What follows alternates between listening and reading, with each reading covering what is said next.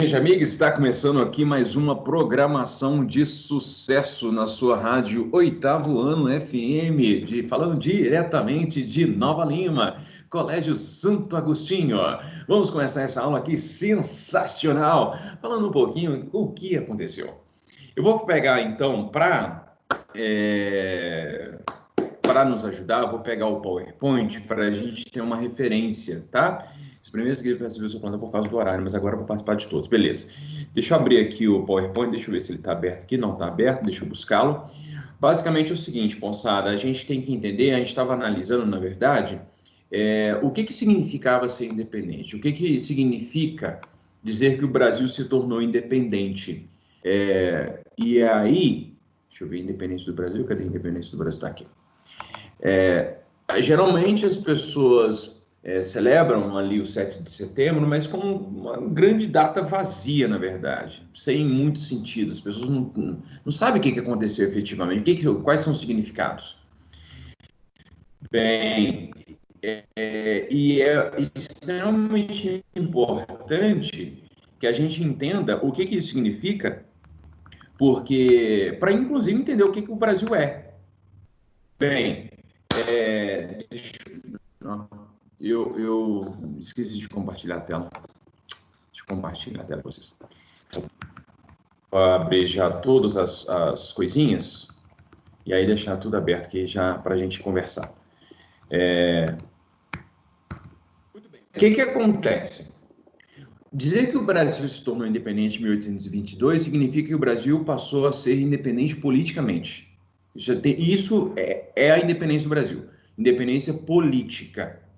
De uma independência econômica. Independência econômica aí é relativo. Por quê? Porque, teoricamente, o Brasil também tinha uma independência econômica já desde 1808, com a abertura dos portos, porque o Brasil, a partir de 1808, poderia comercializar com quem ele quisesse. Então, tinha uma independência econômica. Só que, como o Brasil ainda era uma colônia de Portugal, então o Brasil dependia de Portugal. Então, não tinha independência econômica. Mas, após a independência, em 1822, nada muda muito substancialmente no Brasil.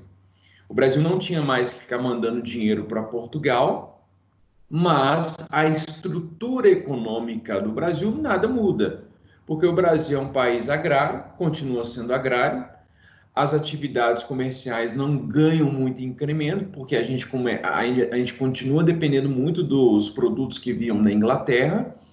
Nós não produzimos nada, o Brasil não investe na produção de manufatura, o Brasil não investe na indústria, o Brasil poderia ter feito isso. Dom Pedro I teve chance de tentar, ou poderia ter investido na industrialização, e se ele tivesse feito isso, o Brasil talvez poderia estar em outra situação, em outro patamar, mas não está. O Brasil não investiu. E por quê? Porque a elite econômica brasileira ganhava muita grana com as atividades econômicas que eram realizadas aqui.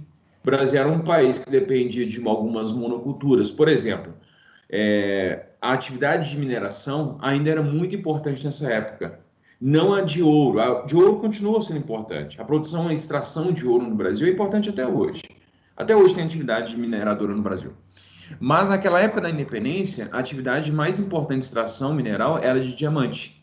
O diamante era muito explorado ali na região diamantina, né? Então, Diamantina era um lugar importante ainda de produção de diamantes, né?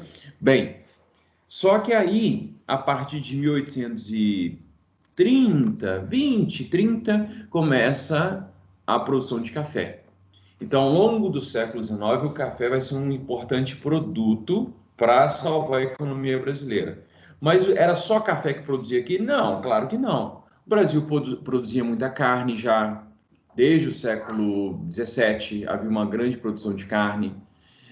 O Brasil produzia algodão, o Brasil produzia fumo, o Brasil produzia cana-de-açúcar, a cana-de-açúcar continuou sendo produzida. Então, existia uma diversidade de produção. Mas perceba que grande parte das coisas que eu falei aqui, ou todas as coisas que eu falei aqui, são commodities. O Saulão da Massa já ensinou para vocês o que é commodities, já?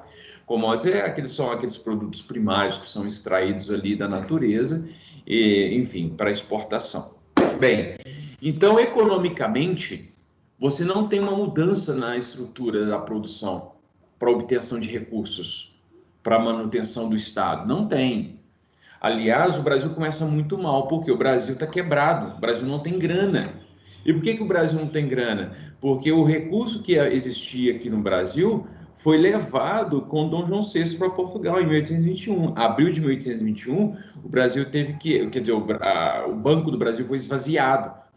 Dom João VI levou a grana toda para Portugal. Além disso, o Brasil, por não ter recursos, então o Brasil teve que gastar muito dinheiro. O Brasil teve que gastar dinheiro com as guerras de independência, o dinheiro que ele não tinha, ou seja, ele vai ter que recorrer a empréstimo da Inglaterra. O Brasil vai ter que gastar dinheiro com a Guerra da Cisplatina, que é a guerra que foi contra o Uruguai. O Brasil vai ter que gastar dinheiro para desmantelar a Confederação do Equador. E o Brasil vai ter que gastar dinheiro para pagar a indenização de Portugal. Portugal exige a indenização de 2 milhões de libras esterlinas. O Brasil não tinha dinheiro e o Brasil, então, vai ter que recorrer aos empréstimos para financiar as guerras. Só que o Brasil não tem exército. O Brasil não tem exército. E como é que o Brasil, então, que não tem exército, vai pegar dinheiro para investir no exército que não tem? Ele vai ter que contratar tropas mercenárias. E de onde vêm essas tropas mercenárias? Da Inglaterra. O Brasil recorre a uma grana de empréstimo da Inglaterra para pagar o exército da Inglaterra. Ele fica devendo 2 vezes à Inglaterra. Olha que coisa maluca. Enfim, então o Brasil, no final das contas, economicamente falando, ele está numa situação muito complicada. E a estrutura econômica do país não muda após a independência. E isso leva a uma consequência na sociedade. Que consequência é essa? A manutenção da estrutura social. O que é essa manutenção da estrutura social? A sociedade é dividida em classes, é dividida em camadas.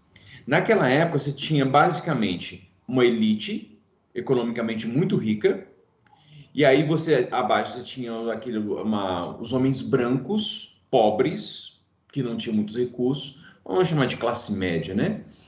E os escravizados, que era grande parte da população.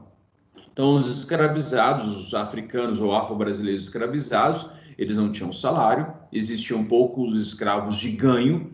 Escravos de ganho é aquele seguinte: eu sou proprietário de escravo, mas eu não preciso do tempo todo daquele escravo ali trabalhando para mim. Aí eu alugo. Então, era muito comum, inclusive no século XIX, os donos de escravos, os proprietários de escravos, alugarem seus escravos para outros serviços. E aí, o que esses escravos, por que era vantajoso assim? Porque ele ganhava grana, o dono do escravo ganhava, e dependendo do senhor de escravo, aqueles serviços prestados pelo escravo poderia gerar a compra da alforria. Então aí os escravos acabavam, alguns não, isso não era comum, deliberado para todo mundo não, mas alguns escravos conseguiram comprar a sua alforria por causa desses tipos de serviço. E tem uma coisa muito importante nessa estrutura social neste momento, que é a reopção pela escravidão. Como assim, Edmar? É o seguinte: como grande parte da elite se tornou adepta às ideias liberais. Nós sabemos desde o início do ano que o liberalismo prega fundamentalmente a liberdade. A liberdade. O liberalismo acredita na livre iniciativa, na liberdade de comércio, no empreendedorismo, etc, etc, etc. Como é que eu sou liberal, eu prego a liberdade e mantenho escravo? Dizem por aí que no Brasil as ideias estão fora do lugar. O liberalismo chega no Brasil e ganha nova roupagem. Os caras são liberais, mas ao mesmo tempo são escravocratas. É uma coisa muito louca para se pensar. De qualquer modo, os caras são liberais por um lado, mas são extremamente conservadores por outro lado. Eles são liberais em termos de atividades comerciais ou da limitação do poder do Estado, mas ao mesmo tempo eles são conservadores para a manutenção da estrutura social. E isso é fundamental para a gente entender por que o Brasil é assim, até hoje, na verdade. Porque não houve, ou poucas vozes foram aquelas que se levantaram para dizer: A gente não pode manter uma massa tão grande escravizada, porque esse povo não vai gerar renda. E o escravo não tem salário, não gera renda, não gera atividade econômica. Você só tem uma concentração de renda na mão de poucas pessoas. Você não tem uma movimentação no país inteiro. Então, a escravidão, ela foi pouco problematizada nesse momento, mesmo entre os liberais. Os liberais que eram favoráveis à liberdade não tinham nenhum problema manter aqueles escravos, inclusive até bater nos escravos. E então, a abolição da escravidão, que foi cogitada de forma muito incipiente ali no processo da independência, não vai ser popularizada, não vai ser levada a cabo. A gente sabe que só 66 anos depois, é muito tempo, gente, é muito tempo. O Brasil se torna independente em 1822, só em 1888 que o Brasil vai abolir a escravidão. Isso, em termos econômicos, isso é muito ruim. A gente tem 131 anos de abolição da escravidão. Então, aí, portanto, nós temos aí os resquícios, os resultados dessa abolição da escravidão tardia no Brasil. Bem, isso é um aspecto. Outro aspecto é o seguinte: está lá a Inglaterra. A Inglaterra já estava no processo de desenvolvimento econômico,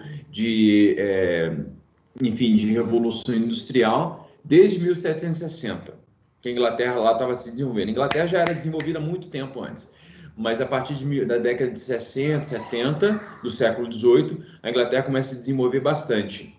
E aí o que acontece? A Inglaterra fala assim, cara, não está certo. A Inglaterra queria aumentar o mercado dela. E aí, peraí, só um momento. Só um momentinho. Deixa eu só fazer uma coisa aqui.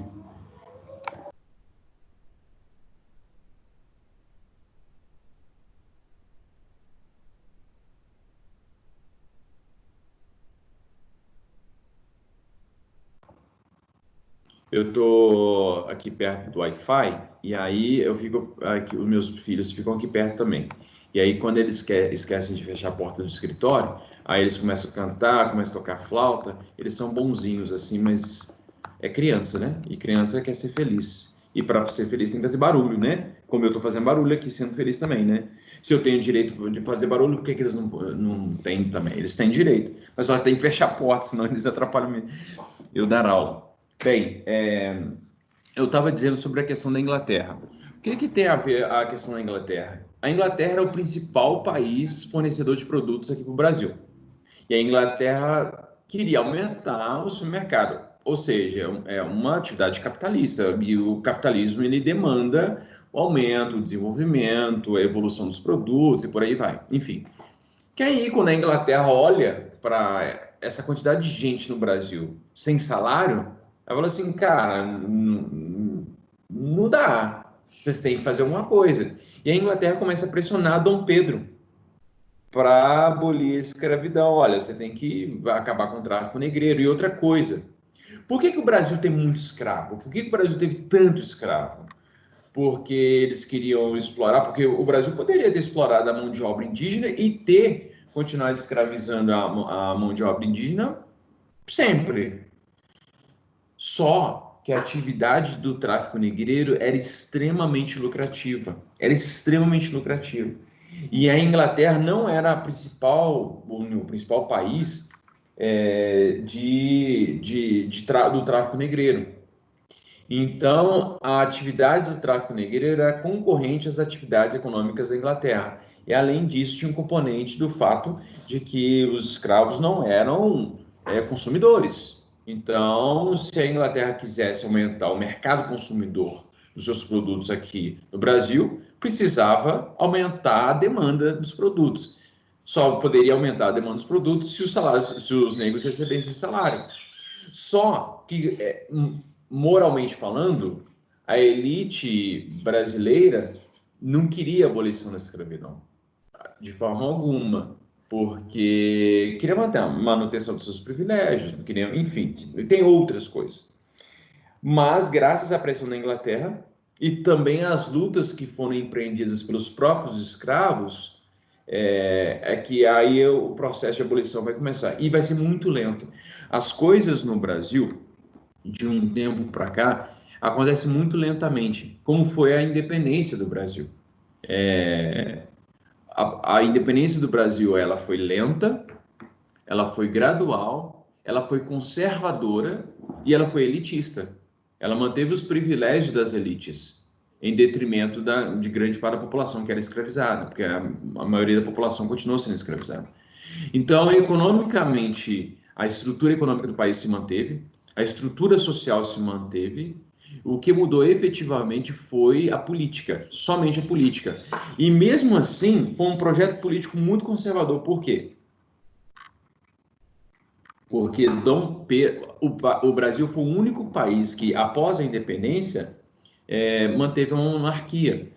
Dos países da América, todos proclamaram a República. A nossa República só será proclamada em 1889. Então, demorou 67 anos para a proclamação da República no Brasil.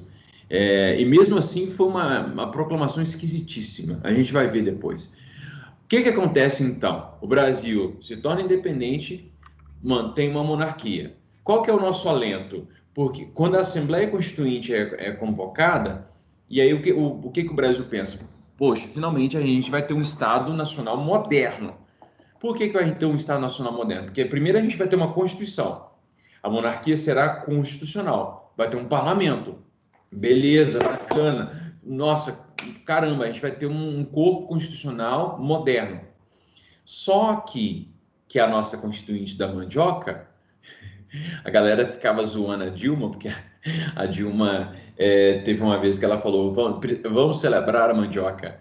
Mas acontece que a nossa primeira Constituinte, a Assembleia Constituinte, foi chamada de Constituinte da mandioca, por causa da referência do valor para as pessoas votarem. Só poderia participar da Assembleia Constituinte quem conseguisse provar uma determinada renda que seria convertida simbolicamente em farinha de mandioca.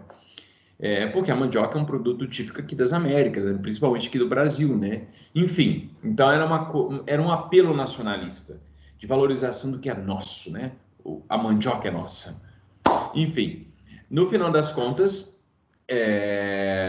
a Assembleia Constituinte da Mandioca é convocada, já tinha sido convocada antes da independência, em junho de 1822, ela foi convocada, só que os trabalhos começaram só em maio de 1823. E os trabalhos se arrastaram de maio de 1823 até ali novembro de 1823.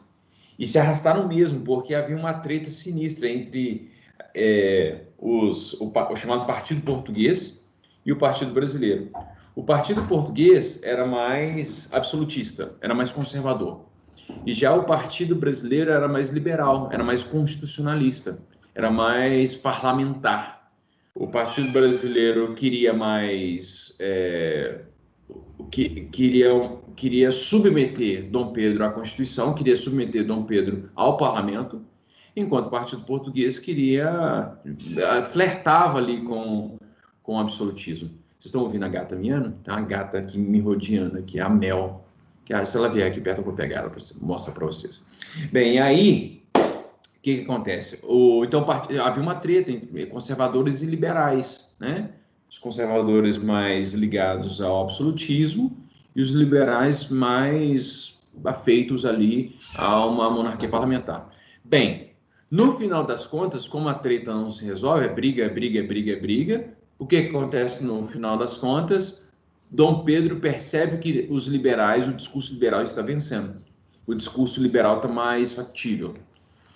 E aí Dom Pedro percebe que a Constituição que está sendo escrita, que está sendo feita, retirava poderes dele. E Dom Pedro, o que é engraçado é porque Dom Pedro ele era adepto de ideias liberais, mas ele tinha um ranço absolutista ali nele. E aí, no final das contas, ele percebendo que a treta estava se arrastando, ele ele vai fechar a Assembleia Constituinte. Ele vai fechar a Assembleia Constituinte e vai mandar todo mundo para casa. Ele vai mandar o povo para casa. E esse episódio, que foi no dia 12 de novembro, ficou conhecido como Noite de Agonia. Ele cercou o parlamento. Ele cercou o local onde os deputados estavam com canhões. Aqui, tá aqui representado aqui, o canhão aqui, ó. Deixa eu pegar minha canetinha mágica. Ele cerca aqui o parlamento e ameaça bombardear. E dizendo o seguinte: se vocês não pararem com essa balbúrdia aí, com essa bagunça aí, eu vou fuzilar todo mundo, pode parar. E esse episódio ficou conhecido então como Noite da Agonia e significou o fechamento da Assembleia Constituinte. E aí o que Dom Pedro vai fazer no final das contas? Ao invés daquela Constituição com características mais liberais, ele vai outorgar uma Constituição que foi feita por 10 membros de coleguinhas ali ligados ao rolê dele, e aí eles vão fazer uma Constituição que basicamente, essa Constituição, deixa eu abrir aqui um slide para desenhar para vocês o que acontece. Deixa eu abrir um slide aqui.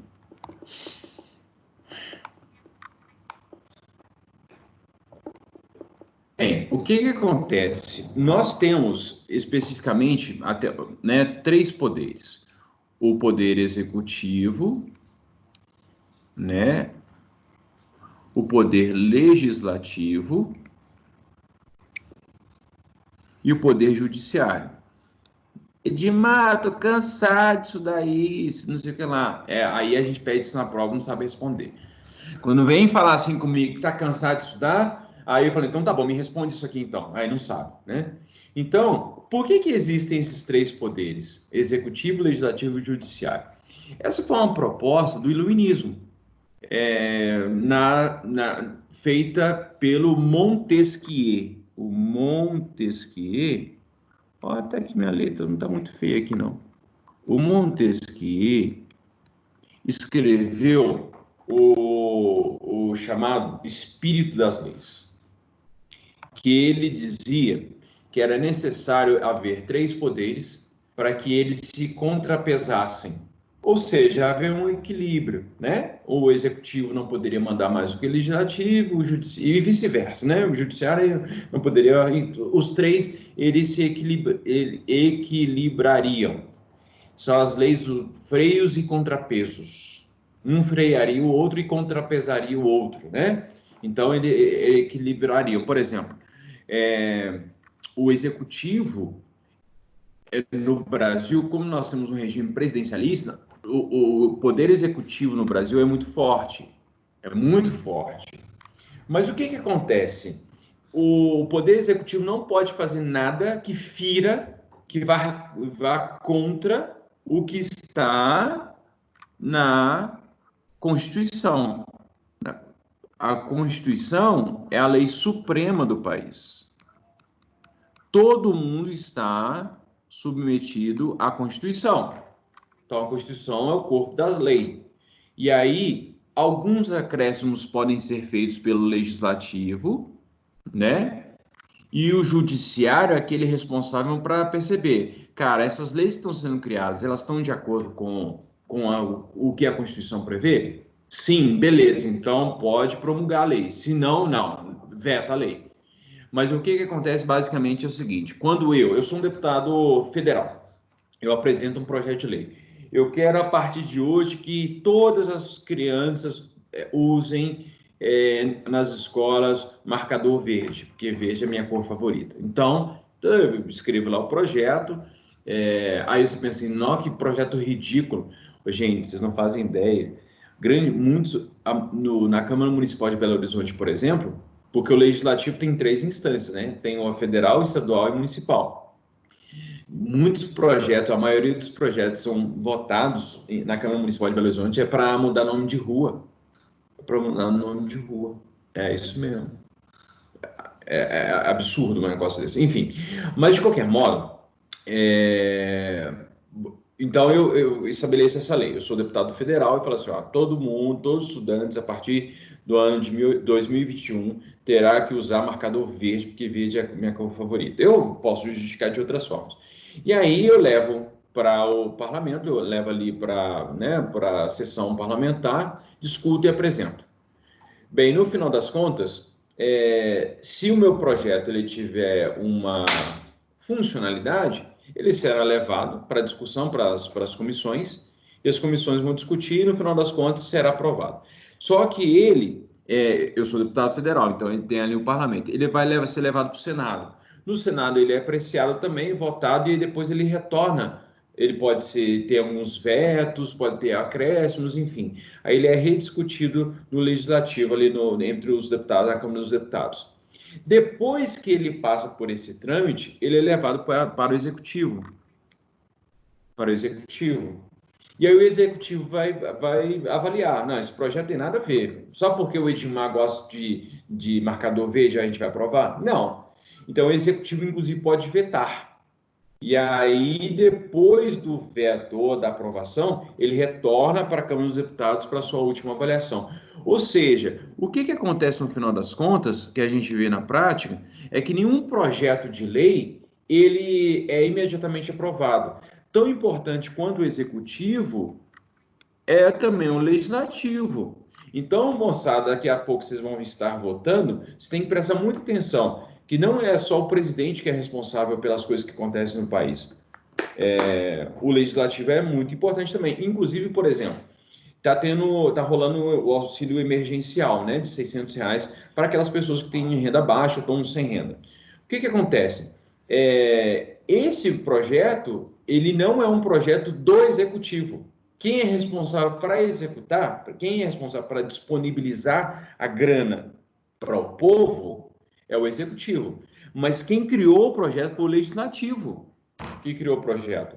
Só que como que é o executivo que executa o projeto, aí ele aparece mais do que os deputados, entende? Para o bem e para o mal. Porque aí muita coisa que o legislativo fez de ruim, quem no final das contas aparece é o presidente. Então, portanto, tem que ter muito cuidado. Mas, e muitas vezes também, quando o executivo faz coisa errada, quem vai julgar vai ser o judiciário. Então, um poder vai contrapesar o outro. E quando a gente tem um executivo responsável, um legislativo responsável e o judiciário vigilante, a gente tem uma saúde política no país. E muitas vezes é isso que falta no país. Bem, tirando essa grande digressão que eu fiz aqui agora, o que aconteceu na Constituição de 1824? Além dos três poderes, a Constituição de 1824 previa um quarto poder, que é o poder moderador. Esse poder moderador, ele acabava, no final das contas, tirando esse princípio dos freios e contrapesos. Porque, no final das contas, quem determinava tudo, ou quem estabelecia tudo, era o Dom Pedro.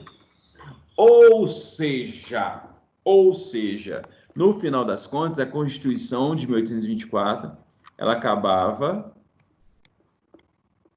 dando um aspecto de absolutismo para o Brasil.